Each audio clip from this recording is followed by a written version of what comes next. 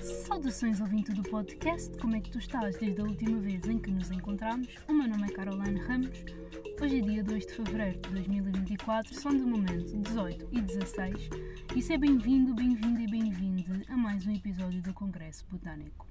Eu estava particularmente irritada há pouco tempo, até que comecei a conduzir com a janela aberta, comi 2 bolachinhas de arroz com chocolate e respirei fundo, eu acho que era da fome. E também por estar num primeiro dia sangrento, que não aproveitei nem na cama nem no sofá, pois estive de um lado para o outro, hoje a carregar pesos, a tratar de uns assuntos que não vou expor por enquanto, ainda quero pensar muito bem no que é que acabou de acontecer de ontem para hoje. Mas não foi nada de grave, foi apenas uma mudança de que não estava à espera, mas ao mesmo tempo sentia que eventualmente iria acontecer, por isso não foi totalmente novo, foi só inesperado no tempo que eu não estava a planear. Mas pronto, nada de grave, nada de dramático. Durante esta semana não aconteceu nada de muito diferente, excetuando os eventos de ontem para hoje. Acho que o meu maior insight foi na quarta-feira, não, na verdade até foi no domingo passado, em que eu me dei ao luxo de dormir mais um pouco, propondo-me a apanhar o transporte 1 hora depois, da que estou habituada aos domingos para ir trabalhar, só para tentar perceber se havia uma grande diferença no momento de chegada, e existe. Meti na cabeça, aliás, acabei por me convencer definitivamente de que mais vale chegar 1 hora antes do que 10 minutos atrasado, porque é muito mais estressante conviver com os 10 minutos de atraso do que com 1 hora de antecedência. E o insight veio muito nesta de pensar se nós estamos realmente atrasados para alguma coisa, tendo em conta que vamos todos morrer.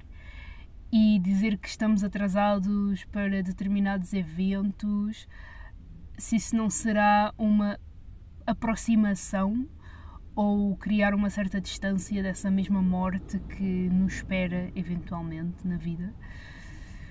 Por isso decidi adotar que, pronto, a partir de agora não vou dizer que estou atrasada, vou simplesmente dizer que estou fora do tempo planeado para aquele evento, porque lá está, atrasados para quê, no fundo? Quando dizemos que estamos atrasados para quê?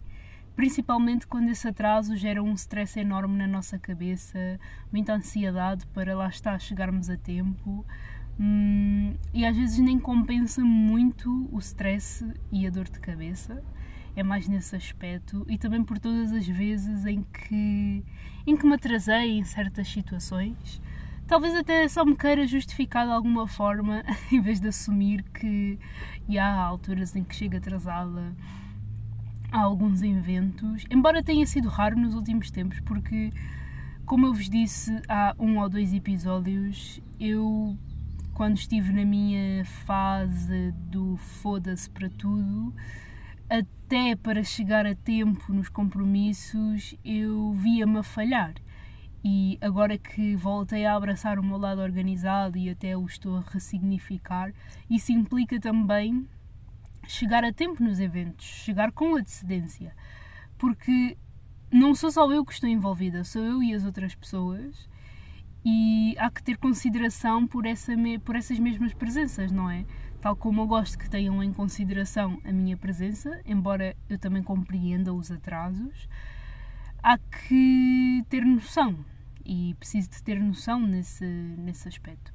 Voltar a ter noção, no caso. Então, eu detesto chegar atrasada, sempre detestei, apesar de ter vivido aquela fase de revolta, sempre detestei chegar atrasada ou fora do tempo, mas às vezes meto-me a pensar para o que é que eu estou realmente atrasada, e meto-me mais neste âmbito filosófico, muito profundo, muito nihilista até certo ponto. Acho que foi o maior insight, Outro insight tem a ver com idades e as metas das nossas vidas. Eu não sei se alguma vez cheguei a falar sobre isto. Aliás, acho que não. Acho que tinha escrito a minha intenção de vir aqui falar detalhadamente sobre o meu percurso na faculdade e como é que isso me gerou muita ansiedade, muitas crises existenciais, muitas trocas de planos. Mas penso que nunca tenha vindo aqui partilhar o que eu acho sobre nós tomarmos determinadas decisões em certas idades, quando socialmente está construída a ideia de que para determinadas idades já deveriam estar a acontecer determinadas coisas. E esta semana, em conversa com uma pessoa do trabalho, com quem não tenho proximidade nem intimidade nenhuma, simplesmente estávamos na conversa para matar tempo. E por ser uma pessoa mais velha, acredito que as opiniões dele também estejam muito inflamadas pelas suas crenças limitantes. Todos nós temos crenças limitantes, mas há limites, salvo seja. E ele basicamente atirou-me à cara que estar a fazer, ou ainda estar a fazer mestrado aos 25, não é uma coisa propriamente boa, porque na cabeça dele eu já deveria estar, sei lá, doutoramento ou a trabalhar ou whatever. Na concepção dele, a área do mestrado que estou a tirar basicamente não tem saída. É mesmice, não é? Eu acho muito engraçado como é que as pessoas fora de determinados universos têm sempre uma opinião para tecer, mas não fazem puto de ideia do que é que está a acontecer. Eu admito que também eu estou a descobrir em que áreas é que eu posso trabalhar com estudos urbanos, mas é muito como eu costumo responder e se calhar por isso é que lhes causa tanta confusão. Com estudos urbanos dá literalmente para trabalhar com tudo. Eu tanto posso estar a trabalhar em antropologia, como sociologia, como economia, política. Basta que eu me especialize nessas mesmas áreas e me meta nos sítios certos, não é? É uma questão de pesquisa, é uma questão de interesse, é uma questão de movimento.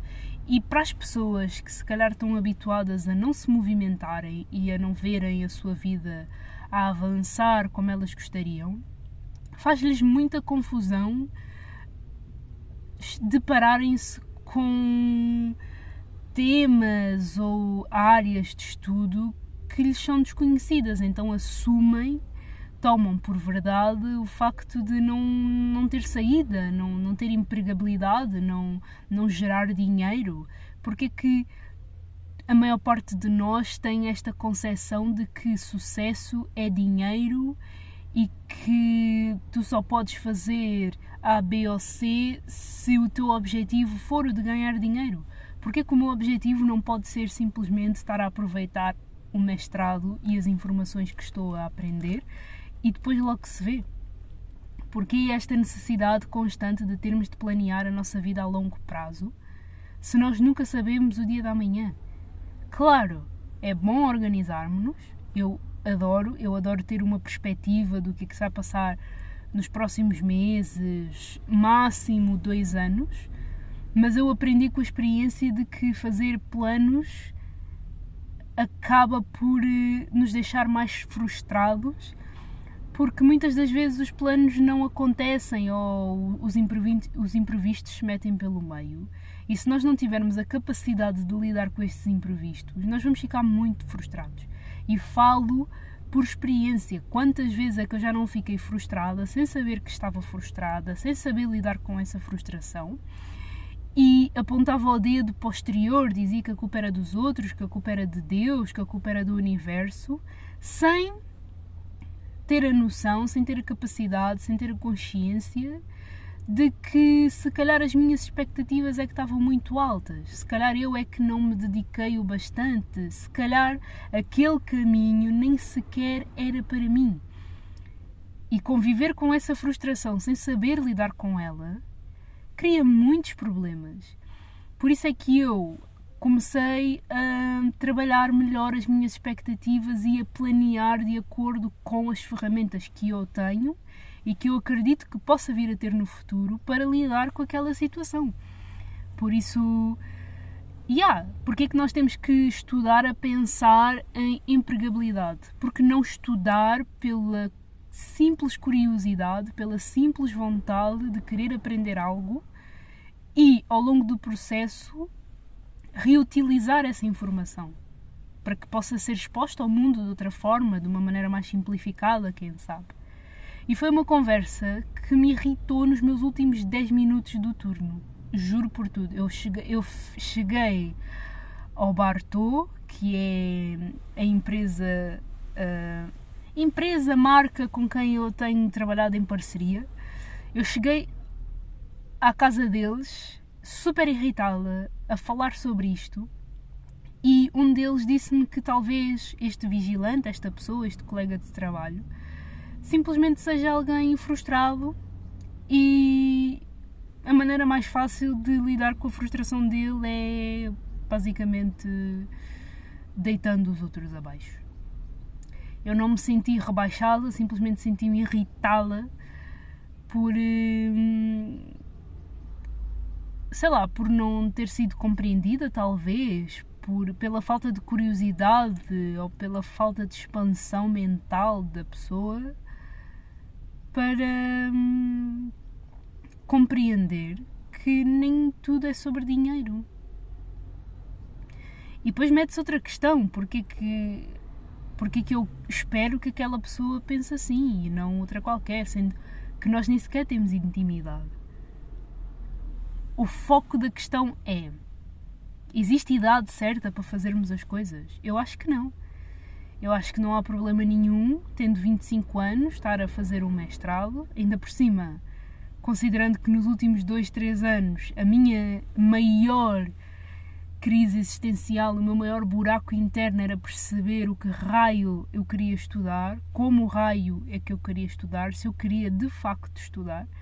E quando percebi que o meu problema não era com a faculdade, mas sim com os cursos que eu estava a considerar e ou fazer, foi como se eu tivesse descoberto uma mina de ouro.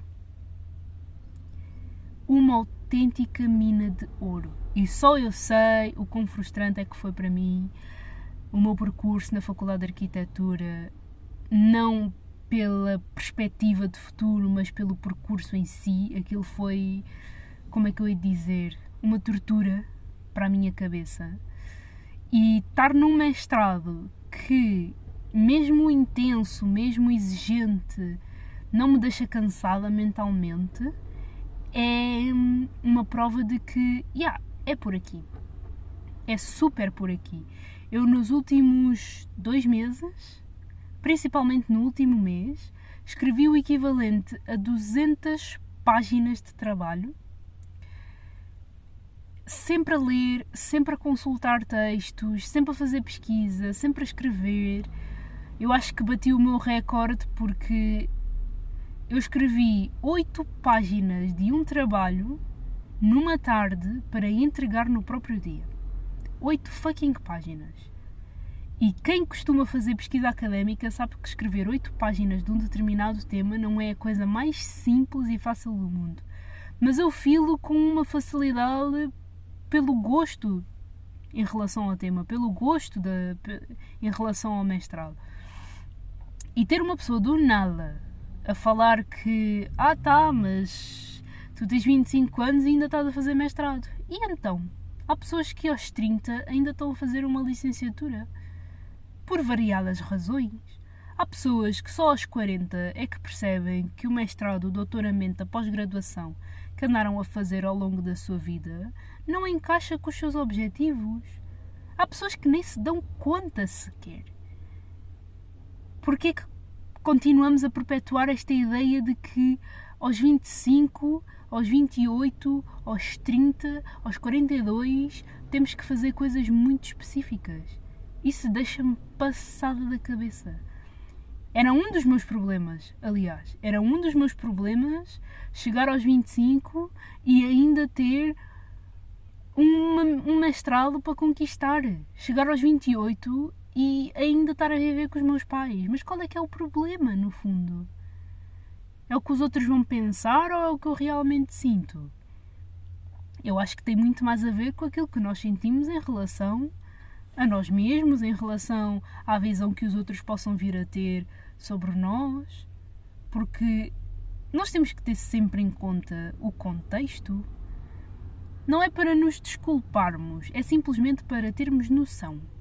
Termos noção de que cada um de nós vem de sítios diferentes, temos histórias diferentes, temos prioridades diferentes. Há pessoas que sim, com os seus 21, 22 já têm o seu dinheiro, já têm a sua liberdade, já têm a sua casa, mas se calhar as prioridades daquela pessoa permitiram-lhe isso aos 22. E há pessoas com 22 que estão na faculdade, ainda a viver na casa dos pais, ou a viver num quarto que, na sua grande maioria, é pago pelos pais, a descobrir o seu primeiro trabalho ou a fundar o seu próprio trabalho, porque a sua prioridade era fazer uma licenciatura. Há pessoas que fazem licenciaturas e mestrados e doutoramentos e pós-graduações e o raio que eu parta obrigados, não é? São obrigados a, seja por pressão familiar, de amigos, da sociedade. E há pessoas que estudam porque simplesmente gostam de estudar e dá-lhes gozo, dá-lhes interesse. Como é o meu caso, inicialmente. Eu fui porque achava que ir para a faculdade era o certo, depois percebi que se calhar não é assim tão certo, porque existem outros caminhos, mas continuei na vibe da faculdade porque lhe descobri o gosto. O problema não é a faculdade em si, embora, sei lá, 90% dos cursos estejam muito mal estruturados. O problema é aquilo que eu vou estudar. E eu estou a adorar. Eu estou a namorar a ideia de fazer investigação para o resto, não diria para o resto da minha vida, mas nos próximos anos da minha vida. Eu estou a namorar esta ideia, eu estou a sentir-me seduzida pela ideia de fazer investigação para os próximos anos. E estou zero assustada com isso. E realmente seguindo este caminho de fazer doutoramento e pós-graduações, eu sei que aos 30 vou estar eu a defender a minha segunda dissertação ou tese. E é algo que me apoquente? Não, de todo. Talvez por eu não me deixar fazer só uma atividade e ter não sei quantas em paralelo. Mas não me assusta nada aos 30 estar a escrever a minha segunda tese. Porquê é que haveria de me assustar? Posso não o fazer aqui, posso fazer noutro país, por exemplo. Posso até deixar o doutoramento para 1 ou 2 anos após defender a minha primeira dissertação e depois logo se vê. Em paralelo vou continuar, obviamente, a trabalhar como artista. E sabendo que estou numa área de estudos em que posso conciliar as duas coisas, tanto os estudos da arte na cidade como a minha prática enquanto artista, eu acho que a vida é sobre isto. Eu acho que a vida é sobre nós descobrirmos o que é que nos dá vontade de fazer para que nos possamos sentir felizes, porque é dessa felicidade, é dessa realização que vem tudo o resto, não é ao contrário. Nós perdemos-nos muito nesta equação de que assim que atingirmos o sucesso, vamos ser felizes. Não, é completamente ao contrário. Por nos sentirmos felizes a fazer qualquer coisa, é que nós vamos atingir sucesso. Seja lá o que isso for, seja uma conta recheada de dinheiro, sejam viagens todos os meses, seja podermos dar um cheque surpresa aos nossos parentes mais próximos, seja podermos ajudar alguém que esteja em situação de rua ou de carência, do que quer que seja. O sucesso pode ter várias facetas, mas é sempre uma consequência da felicidade e satisfação que sentimos ao fazer algo de bom das nossas vidas, seja lá o que isso for. E nunca o oposto. Querer ter sucesso para depois ter felicidade é uma falácia. Isso é bué discurso de capitalistas, meu. Juro, isso é bué discurso capitalista. Desculpem dizer-vos. E essa troca de ideias, no fundo, deixou-me com mais vontade de fazer o que eu já faço. Por incrível que pareça. fiquei ainda mais inspirada para, sim, aos 25 estar a fazer mestrado ainda. Tendo em conta a situação de habitação em Portugal, eu acho que sim, acho que faz sentido os jovens de até 30 anos ainda estarem a viver com os pais. Se a relação com os pais for saudável e se nós nos pudermos organizar o máximo que conseguirmos para depois termos a nossa liberdade, why not? Porque nos julgarmos tanto a esse ponto? Se for o caso de nós arranjarmos casa própria, também está tudo bem. Se tivermos possibilidades para isso, por que não? Tipo, go ahead, please. E é aí que temos que ter consciência do contexto, porque como é que é possível as casas estarem a 700, 800 por mês, mesmo que alguém receba 1200 todos os meses, só estamos a falar de 800 de renda. Então e a água, a luz, o gás, os serviços, a comida, o passe, necessidades básicas, o que é que sobra para o resto do mês? Trocos? Porque queríamos muito viver sozinhos e atingir liberdade? Mas que raio de organização vem a ser esta? Noção, onde é que está? Perdeu-se pelo caminho? É isto que falta a muita gente, é esta sensibilidade para compreender que, aos 25, há pessoas que ainda estão a fazer mestrado e a viver na casa dos pais e está tudo bem. E está tudo bem, porque a diferença entre nós sairmos aos 25 e aos 30 só se vai notar no futuro, ou nunca. Uma vez, na altura em que estava muito confusa entre sair da faculdade de arquitetura, fazer um gap year ou trocar de curso, eu li um artigo num site jornalístico que eu já não me lembro, acho que foi no Observador, em que uma pessoa dizia que a diferença entre nós acabarmos a faculdade aos 20 ou acabarmos aos 22 são os anos de experiência de trabalho que vamos ter no futuro. É a única diferença, porque tudo o resto mantém-se.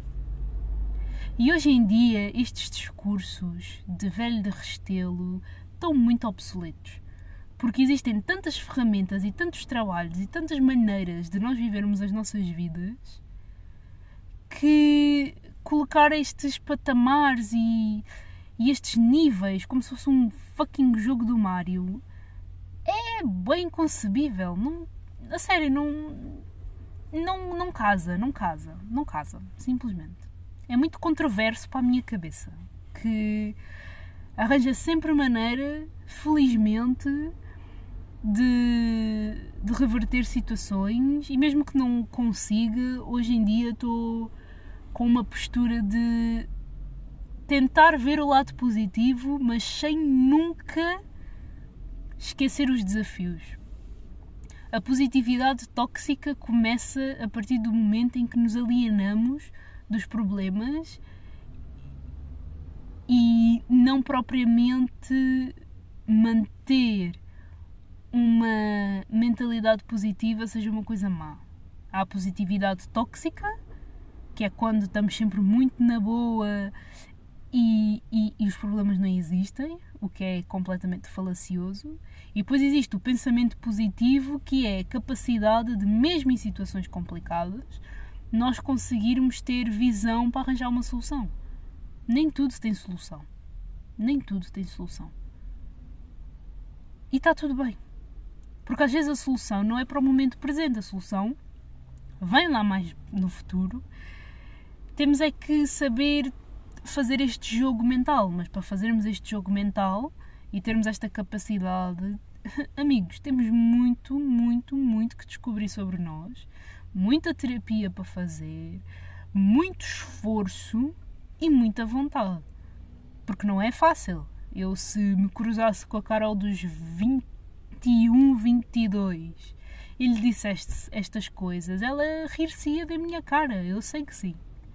Eu, se me encontrasse comigo mesma, cuidado que tinha, eu rir-me-ia na minha cara e diria: amiga, tu estás passada da cabeça, tu não sabes o que é que estás a falar, porque eu sei mais do que tu. E depois seria grande a confusão, porque aquela arrogância e aquele ego ia-me dar cabo do juízo. Mas, enfim, né? Eu deixá-la aí a viver a sua vida para depois conversarmos. Mas, fica no ar. Achas que existe uma ideal para nós fazermos determinadas coisas? Principalmente no que toca a objetivos e planos de vida? Acho que a primeira questão que deveria ser feita é: por que raio é que uma pessoa de fora acha que pode dar opinião sobre a minha ou a vida de qualquer outra pessoa? Ponto número 1. E a segunda ser, sim, a de: achas que existe um tempo certo para tudo? Fica em aberto. Eu não tenho mais nada a dizer. Sinto que tudo aquilo que eu disser daqui para a frente vai ser só bosta. Então prefiro calar-me e ir para casa, tomar um banho, comer, beber chá. Estando de férias da faculdade, logo a seguir vou para o sofá, fazer um nada, ver um filme ou uma série. Comecei a ver uma série no início da semana que se chama Found. Pelo que eu percebi, é uma série policial em que existe uma equipa de buscas de pessoas perdidas, que não é oficial, mas que é conhecida pelo público. A questão é que este grupo de pessoas não procura qualquer pessoa perdida. Eles procuram pessoas que, por norma, são desprezadas pela polícia, pelos mídias, devido às suas características sociais, físicas, monetárias, etc. Eu acho que comecei o 3º episódio. Não, estou a meio do 2º episódio. E estou a achar muito interessante porque a protagonista, a chefe desta equipa não oficial de buscas, quando ela era mais nova, ela foi raptada e ela conseguiu escapar sozinha. Daí este seu ímpeto para buscar as pessoas que são raptadas, porque ela basicamente está a fazer algo que gostaria que alguém tivesse feito por ela. A questão é que o 1º episódio acabou de tal forma, e foi um gancho autêntico para eu seguir para o 2º episódio, que eu estou chocada e eu estou a tentar perceber as motivações dela e que estão muito relacionadas com o rapto dela, mas nos detalhes. E eu estou bem intrigada. Eu preciso de ver esta série até ao fim. Vou ficar muito triste se terminar de maneira básica e sem qualquer aprofundamento, mas ao mesmo tempo estou com expectativas razoáveis de que vai ser uma boa surpresa. Mas vamos lá ver. Continuo na saga de ouvir Caso Bizarro. Já não estou tão hashtags como estava na semana passada, mas continuo a gostar imenso do trabalho da Mabê. Acho que para não enfastiar vou ter de ouvir outros podcasts. E mais coisas. E é isto. Falta-me saber as 5 últimas notas do semestre, para depois vir aqui falar mais aprofundadamente, mais do que fiz agora, sobre o primeiro semestre e as minhas expectativas para o 2º. Expectativas realistas, atenção. Vou abrir o 2º pacotinho de bolachas de arroz com chocolate, porque os pacotes só vêm com 2 bolachas. Vou conduzir de janela aberta e acalmar-me um pouco mais. Espero que tenhas gostado, espero que te tenha ajudado de alguma forma. Qualquer dúvida, questão ou sugestão, envia um e-mail para o congressobotânico@gmail.com. Vou deixar aqui o link das minhas redes sociais, tanto a pessoal como a de artista, o link do meu blog, da minha newsletter, do meu livro. Caso queiras apoiar o meu trabalho, podes comprar-me um chazinho através do Buy Me a Coffee por um valor simbólico e que achares razoável para a tua carteira. Beijinhos e abraços, vemo-nos por aí.